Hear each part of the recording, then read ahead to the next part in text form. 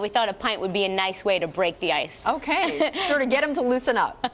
No, but in all seriousness, not many people know this, but Guy Hans made one of his first small fortunes actually investing in bars in England. He rolled up small pubs and consolidated them essentially and then sold them. Okay, all right, well, makes sense. A good backdrop for him, though.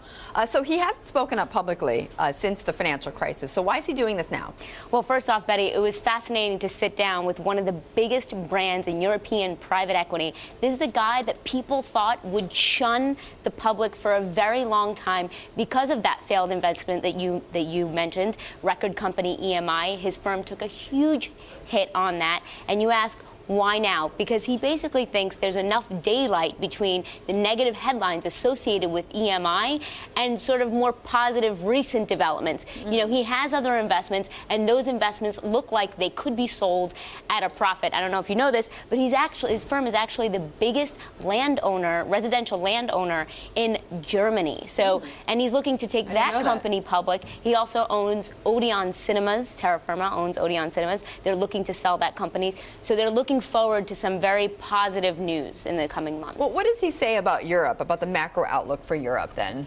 It's very interesting to hear him talk about Europe because he lived in England. He's lived in England for so long, and he has a very unique perspective. Look, he said, investors are just going to have to get used to this volatility, and we're going to see the European crisis play out for much longer than people anticipate, just because of the European culture. They like to hang on to their institutions, they like to hang on to their lifestyles, and they're not going to rip the Band-Aid off like America did. So watch this play out over a longer period of time. You know, Betty, he doesn't have as much money as he would like to have to put to work right now, but he did say the opportunities right now in Europe would mainly lie in Germany and England. Okay, Germany and England certainly seems like the two growth countries, essentially.